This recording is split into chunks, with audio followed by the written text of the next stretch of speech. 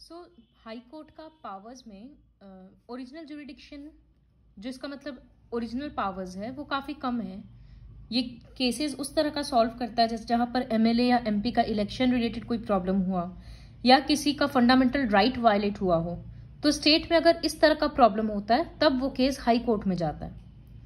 Marriage, divorce, laws, wills of the deceased person, मतलब मरा हुआ इंसान का विल, उसका वसीयत, ये सबसे रिलेटेड केसेस हाई कोर्ट में जाता है। बाकी इसके पास जुडिशियल रिव्यू का भी पावर है। इसका मतलब कोई केस ऐसा है जो हाई कोर्ट को लग रहा है कि ये लोअर कोर्ट के लायक नहीं है और ज्यादा ध्यान से देखना होगा, तो वो केस अपने आप को असाइन कर लेगा। दूसरे कोर्ट्स का सारा केसेस को रिव्यू करते रहना, ये सब भी हाई कोर्ट का काम है। Subordinate courts are the lower courts at the district level and below. ये सब हाई कोर्ट के अंडर में रहता है, जिसे civil court, criminal court, revenue court, इस तरह से। और ये सब लोअर कोर्ट को छोड़ के देयर इज प्रोविजन फॉर न्याय पंचायत एंड लोक अदालत ऑल्सो। न्याय पंचायत तो हम लोगों को पता है विलेजेस में होता है। छोटा मोटा क्राइम का पनिशमेंट यहाँ दे दिया जाता है, 100 रुपया से ज्यादा का फाइन नहीं लगता है, इस तरह का होता है। और लोक अदालत के बारे में हम लोग बाद में पढ़ेंगे। ये रहा लोक अदालत के बारे में। So first is civil court. The highest civil court in a district is called the district court. ये सब गवर्नर, हाई कोर्ट के जजेस से कंसल्ट करके यहाँ का जज को अपॉइंट किया जाता है। All the civil matters pertaining to the property, contracts, agreements, landlord, जितना भी ये सब सिविल मैटर्स है, ये सारा डिस्ट्रिक्ट कोर्ट में जाता है। अब अगर यही मैटर कोई बहुत सीरियस है या डिस्ट्रिक्ट कोर्ट में सॉल्व नहीं हो रहा है, तो ये हाई कोर्ट में जाएगा। डिस्ट्रिक्ट कोर्ट के नीचे आता है कोर्ट्स ऑफ सब जजेस। यहाँ पर फैमिली कोर्ट्स भी होता है। ये सब जैसे डिवोर्स का, कस्टडी ऑफ चिल्ड्रन, इस तरह का केसेस यहाँ सॉल्व किया जाता है। Below them are the courts of munsifs. फिर क्रिमिनल कोर्ट। क्रिमिनल केसेस में हाईएस्ट कोर्ट होता है सेशंस जज। Below this are magistrate of first, second and third class. बड़ा बड़ा जो सिटीज होता है जैसे दिल्ली, कोलकाता, ये सब में मेट्रोपॉलिटन मजिस्ट्रेट्स होते हैं। वहां पर फर्स्ट क्लास मजिस्ट्रेट्स को मेट्रोपॉलिटन मजिस्ट्रेट्स बोला जाता है।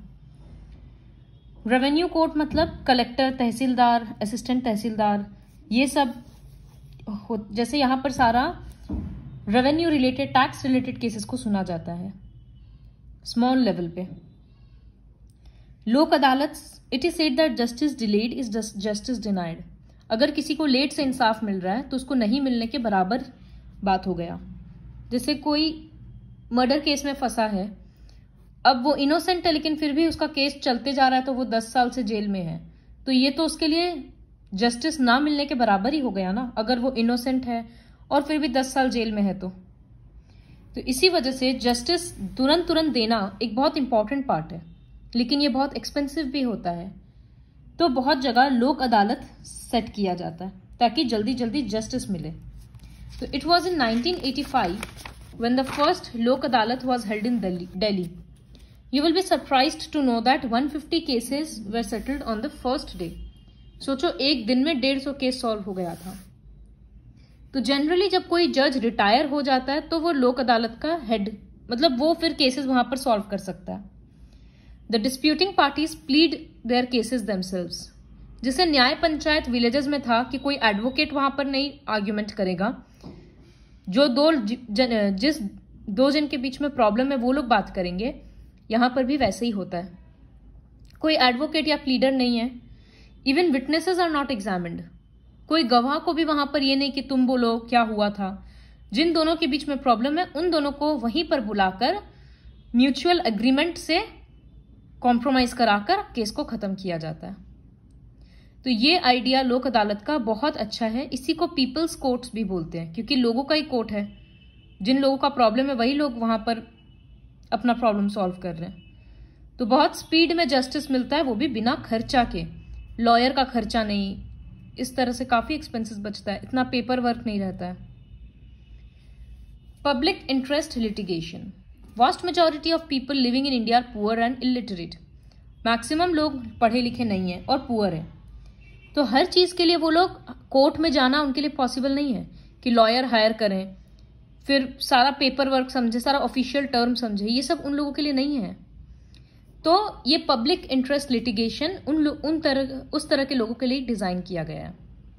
Any person from the public whether affected और not may write an ordinary letter or even a postcard drawing the attention of High Court or Supreme Court. कोई भी problem है, अगर हमको ऐसा लग रहा है कि ये मेरे नेबरहुड में हो रहा है या मेरे सिटी या टाउन में हो रहा है, कोई क्राइम जैसा या कुछ भी गलत बात, तो और मेरे पास इतना रुपया नहीं है कि हम केस फाइल करें और सब कुछ, तो हम एक लेटर लिखकर या हाई कोर्ट या सुप्रीम कोर्ट के जजेस को भेज सकते हैं। जैसे ट्रांसपोर्ट सिस्टम सेफ नहीं है, या पानी पीने का प्रॉब्लम है, पीने का पानी का, चिल्ड्रन या वुमेन पे एक्सप्लॉयटेशन है, इस तरह का केसेस के बारे में। और अगर कोर्ट को लगेगा कि हाँ मैटर सीरियस है, तो वो खुद ही इस केस को शुरू कर देगा। तो इसी को बोलते हैं PIL। काफी सारा PIL सॉल्व किया गया है। बड़ा बड़ा कंपनी अगर कहीं पर गड़बड़ कर रहा है तो वहां के लोग रेसिडेंट्स मिलकर उस कंपनी के अगेंस्ट PIL फाइल कर देते हैं। इस तरह से होता है। It seems that PIL has served the purpose for which it was devised and has proven to be a boon for the common man. बहुत सारा प्रॉब्लम्स PIL के थ्रू सॉल्व हुआ है। लाखों लोगों को एक साथ में, जैसे आज हम कोई केस फाइल किए कि यहाँ का ट्रांसपोर्ट सिस्टम अच्छा नहीं है, तो जब वो प्रॉब्लम सॉल्व होगा तो बाकी कितने लोग जिनको पता ही नहीं था कि ये कैसे सॉल्व किया जा सकता है, उन लोगों को भी फायदा होगा। जैसे यहाँ पर 2 PIL का एग्जाम्पल है। Sheela Barse versus state of Maharashtra. This was a historic judgment that dealt with the issue of custodial violence against women in prisons. Jail में विमेन के साथ जो अत्याचार होता है उसके अगेंस्ट महाराष्ट्र गवर्नमेंट के अगेंस्ट केस फाइल किया गया था, PIL फाइल किया गया था।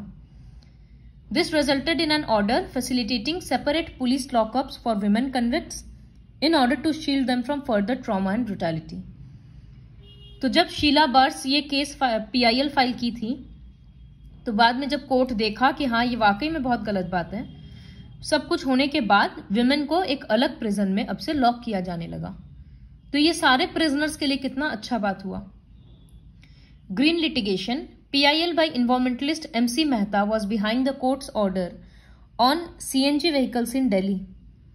CNG verdict on July 28, 1998 forced the vehicles in the capital to switch to a different fuel in order to keep a check on vehicular pollution.